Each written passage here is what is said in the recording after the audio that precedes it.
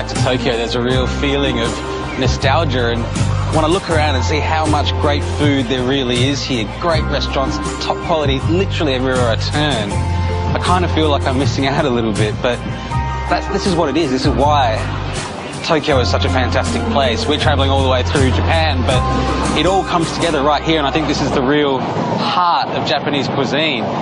That's what makes it the world's greatest food city. Success here requires a pursuit of perfection. I'm going to dine with the inspirational chef behind Asia's best restaurant, Narisawa. It's not just the creation of a dish, it's the creation of an experience. Then it's over to my favourite yakitori master for a virtuoso performance with chicken. It has to be eaten in one mouthful. There's fun food for kids. I'm quite proud of that. And a Japanese-style hamburger made especially for eating with rice.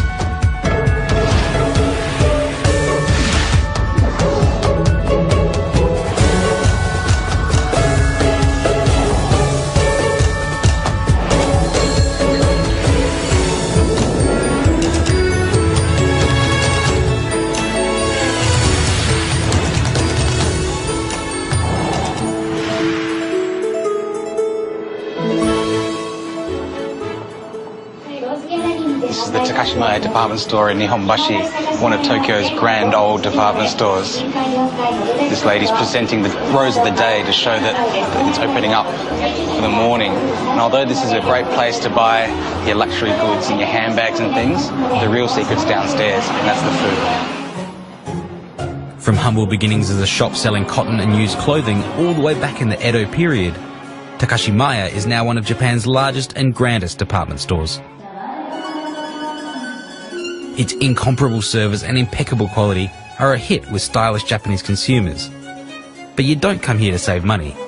This is the ultimate shopping experience. Travelling the entire length of Japan's a great privilege, but if you're not quite as lucky as me, you can actually come to a place like this, a Depachika, under the department store, where they bring the best of Japan all together in one place, whether it's jellies from Saitama or pickles that have come up on the train first thing in the morning from Kyoto. It's a food lover's paradise down here.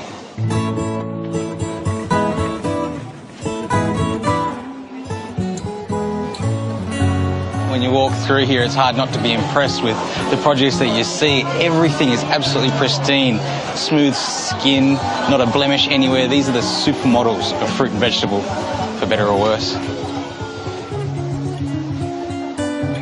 If you're looking for perfection in fruit, this is the place to come. They have different types of fruit here that are intended as gifts for people, and they can reach extraordinary prices like $90 for a single mango, or even $130, $40 for one muskmelon. And this is something very Japanese. All different types of umeboshi, or salted plums, categorized by the size of the plum and also the amount of salt and color that's been put into them. So these ones are 14% salt and these ones are 20% salt. Over here there's nori seaweed, 50 different kinds. Anything you want in Japanese cuisine you can find right here. And this is something that's become increasingly popular in Asia throughout recent years. This is vinegar, but just for drinking. This one here is gobo and jasmine, burdock root and jasmine. Very complex and earthy flavour, but floral from the jasmine as well. Interesting stuff.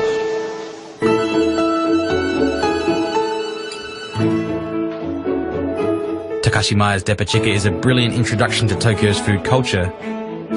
But the next step is to start exploring the top restaurants.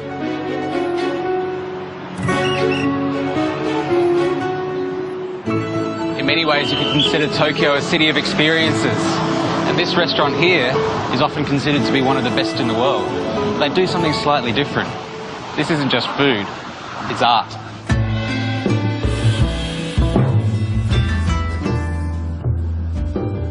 This year, Yoshihiro Narisawa's 2 Michelin-star restaurant was named by San Pellegrino as Asia's best.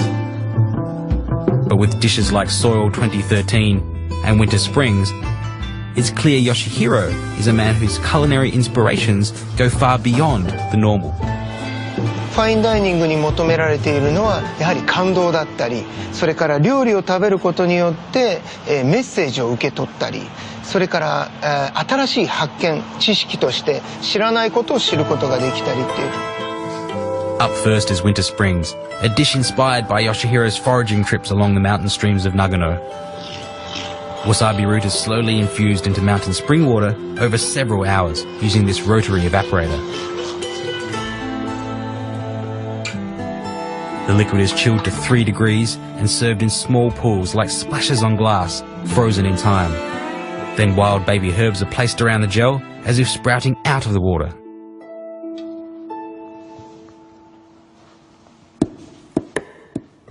It's just incredibly delicate. The flavour of the water infused with wasabi isn't hot like wasabi, it's perfumed essentially. And then these leaves around that have been sprayed with seawater have a slight saltiness to them to give it a really lovely flavour. And it tastes wonderful, it tastes fresh.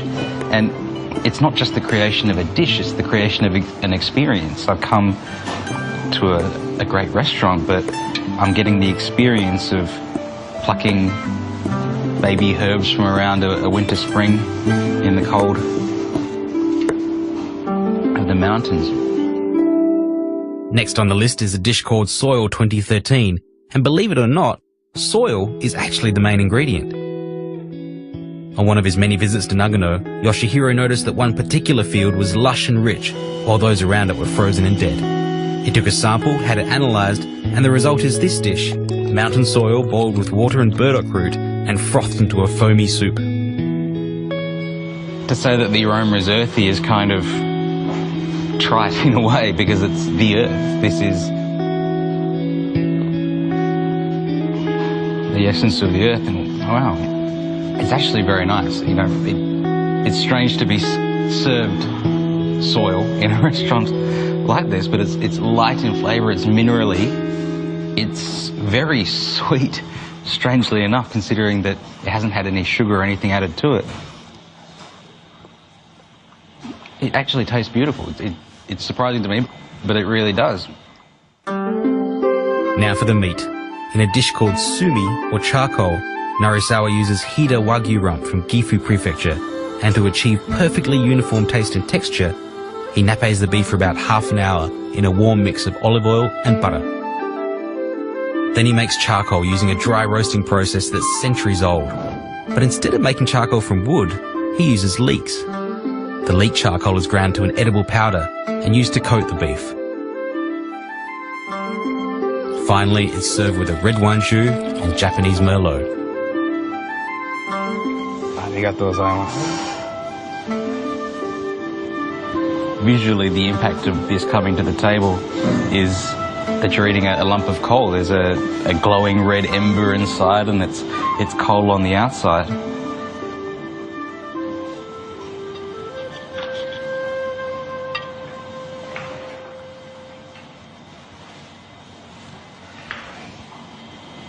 But when you taste it, it's of course delicious. I don't even need to say that to you. But in a dish like this and in an experience like this, the God is really in the details. What sets this aside and what makes this special is the essence of charcoal that you get with it. If you think of the process that's gone into it, it's making charcoal from wood and then taking that charcoal and making charcoal from leeks with it.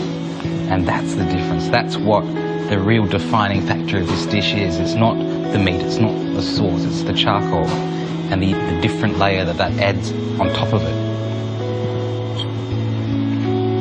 One of the best things I've ever had. やっぱりそうですね、料理人だったりレストランというのは常に、自然と共存しなければいけないんで、もう大事な役割だと思ってますので、世界中にメッセージを発信していきたいと思ってます。ありがとうございます。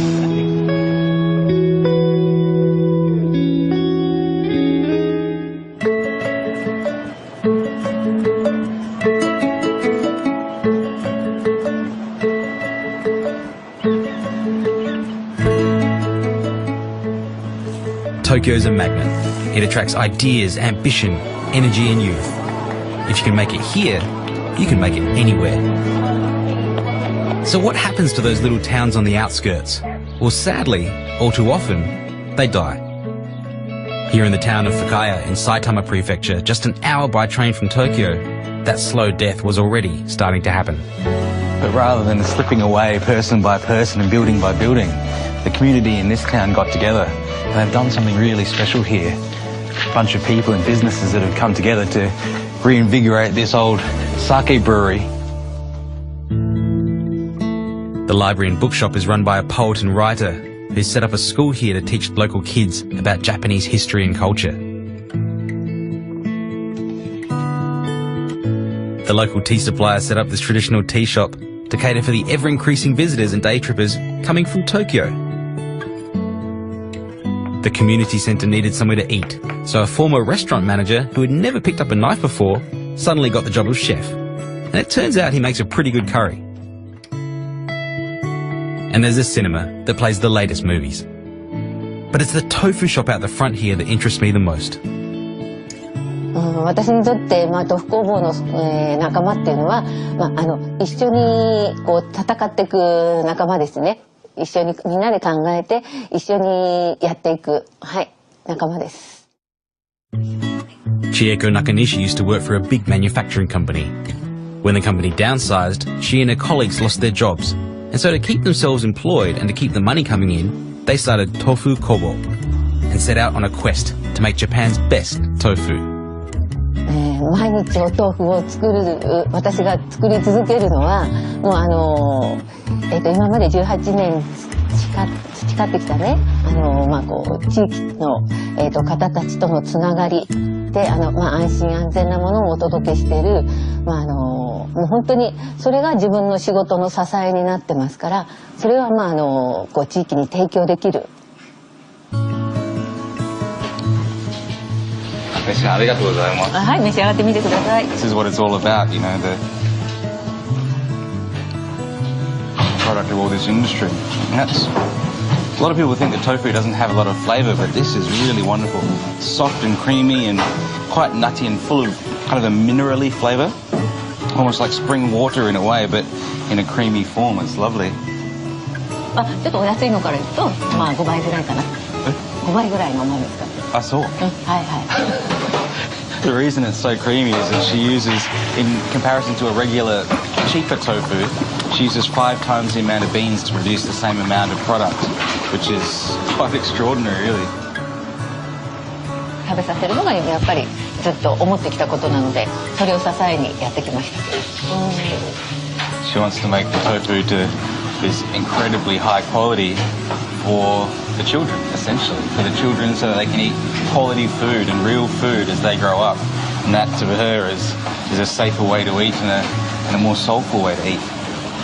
It's a really lovely sentiment.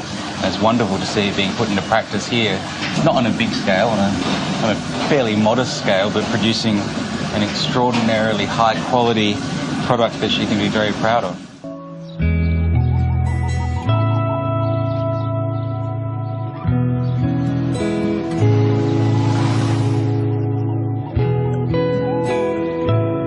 While I've got my hands on the best tofu I've ever tasted, I thought I'd show you 2 pretty simple recipes to take advantage of the 2 different types of tofu I have. With the firm tofu, I'm going to make a Japanese tofu hamburger. With the silken tofu, just a really simple dressed tofu in Japan called hiyayako. Starting with this firm tofu, so I turn it straight out onto some paper, wrap it up, and just put it on a plate with another plate on top of it. And that'll just very lightly press the tofu just with the natural weight of the plate. Leave that for about 20 minutes, get all the moisture out, and that'll stop it from tasting watery and kind of insipid rather than really nice and creamy like we want it to be. While that's pressing, this is one of my favourite sauces in Japanese cuisine. It's called ponzu. It's a light citrusy soy-based sauce, and it starts off with sake and mirin. I'll just bring those to the boil. And the real secret is this. This is a yuzu. It's a type of Japanese citrus and it's incredibly fragrant. I would love to make yuzu ponzu just with the yuzus, but you can see inside them they don't have a lot of juice. I've only got my hands on this one, so I'll show you a trick to get the most flavour out of it. Boost it with lemon, which has a similar aroma but not quite. But with this ponzu we want a real acidity from the lemon. Sometimes you can use vinegar if you like, but I prefer a citrus-based ponzu myself. This has been boiling now for a minute or so, so I turn it off and put in the old favourites, some kombu,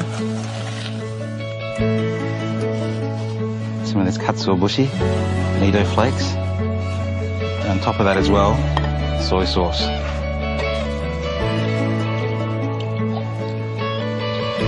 Touch of sugar as well to offset the soy sauce, and then in there with our combined lemon and yuzu juice.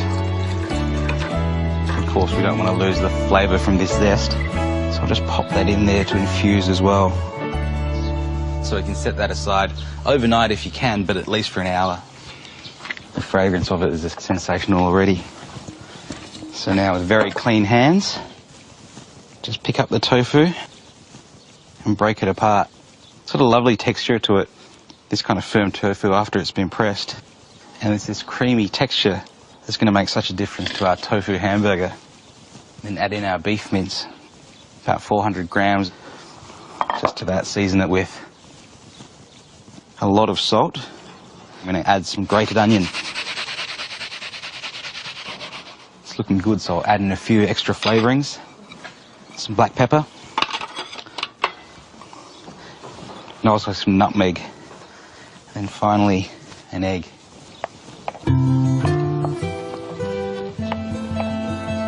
Looks good.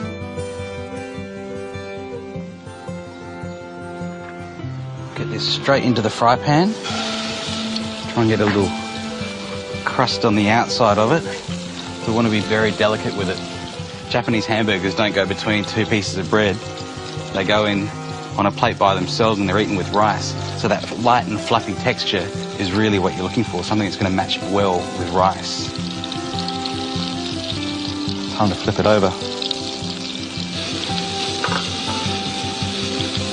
That looks great. Add in a splash of sake. You could also use water or white wine or even stock. Get that steaming away and cover it up. While the burger cooks through, I'll prepare some daikon. It's grated, then squeezed through muslin to remove some of its bitterness. And the result is a hot, light addition to the burger topping.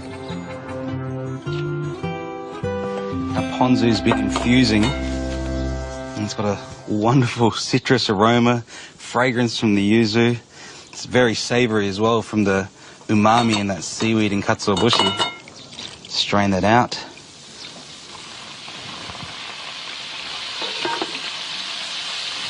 Hamburger's ready now, so I pull that out. On top of that, some of our daikon, grated daikon oroshi. Scatter it with some spring onions. This is one of my favourite ingredients. This is ito togarashi, dried chili threads. They've got a wonderful aroma to them. They're actually from Korean cooking. They're very popular in Japan. And then to finish it off, just some of this ponzu.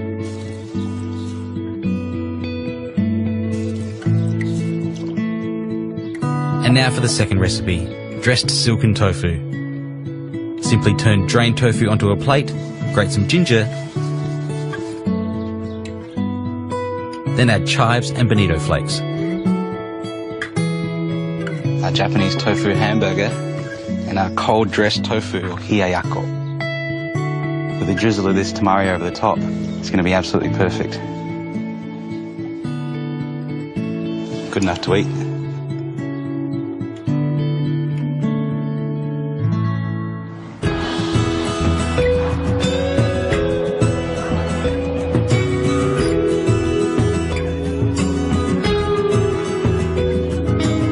No shortage of fine dining restaurants in Japan. You can find them everywhere, even down the end of this alley past the crates and the bins.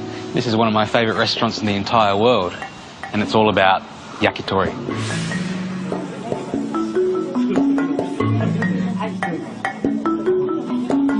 Yoshiteru Ikegawa owns and runs Torishiki, a yakitori restaurant that's earned a Michelin star.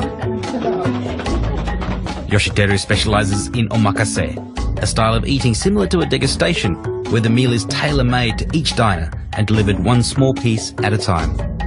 Yoshiteru is like a dancer, moving elegantly around his space, observing his guests and expertly timing the delivery of each and every skewer.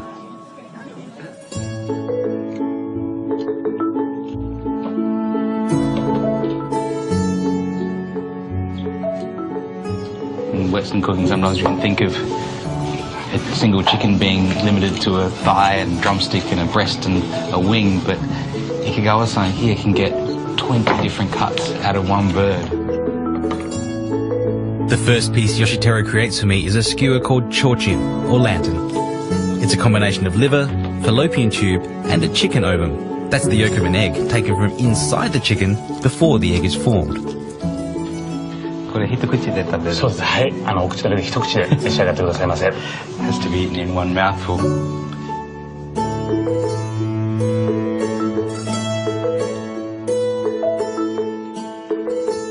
It's a wonderful chewy texture. You can't escape the fact that you're eating something that is not normally eaten as part of the chicken. It's really, to me, sums up the experience of this restaurant, getting something unique, something full of thought that also tastes wonderful. One after another, delicious skewers arrive at exactly the right moment. Not too soon and never too late. If you think about the complexity of it, at a lot of yakitori places in Japan, you might get 5 or 6 skewers just sort of plonked down in front of you. But Ikegawa-san's not timing just the meal, but also each mouthful. You can see when someone's finished. You know the feeling of when you're eating and a waiter comes and asks you, how's everything going? That would never happen here because Ikegawa-san is watching you chew, he's watching your enjoyment of each piece to decide what comes next and also when to give it to you. うちの場合結構お客様はお二人様とか大事な例えばその共通の例えば友人であったりカップルであったり来るのでお話の邪魔をしないような形でご提供したいんで。Thing about Japan that you can find zen and philosophy in almost everything, even a little stick of chicken.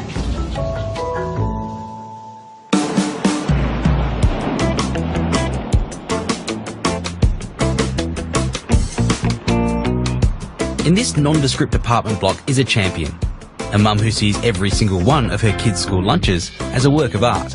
In Japan it's called character bento, or karaben, and it's big business. What started as a sneaky way to get kids to eat healthy food has evolved into national competitions, websites and even magazines. If you ever had any problems getting your kids to eat their lunches, I reckon this might be the answer. You take a bunch of leftovers from last night's dinner and a few new ingredients and you create something that is absolutely a work of art. Higure-san is a professional bento maker making lunch boxes, and it started from when her kids were very young and she wanted to make eating fun. Okay, this journey is all about new experiences. So here goes, my first attempt at a character bento. Make a small well inside the rice ball, and this is some flaked salmon going inside. First time I've ever done this, so fingers crossed it turns out okay. The bento that we're making is 3 different characters and they've all got different coloured faces. So what Higure-san's doing here is flavouring the rice and also colouring it so that it looks different and has a different taste. It's just an interesting thing for a kid to eat. We're using soy sauce to colour the face of our cat, tomato sauce to make a pink pig, and the panda stays white. This is halfway between cooking and arts and crafts, and I'm actually very much enjoying it. This is a really great trick. She uses dry pasta to stick all of the ears and things onto our panda. And even though it's hard now, by the time her son gets to eat it at lunchtime, it's softened and absorbed the water from the ingredients so it doesn't stick in his mouth. どうぞ。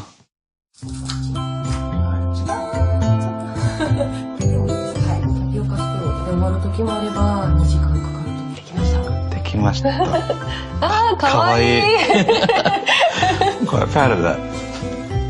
It's actually a lot of fun. I don't know if you can tell, but I'm enjoying making this bento an awful lot. I can only imagine how much more I would have been enjoying it if I was 6 or 7 years old. Kind of feel like I am at the moment though. So now it's simply a matter of putting all the pieces together.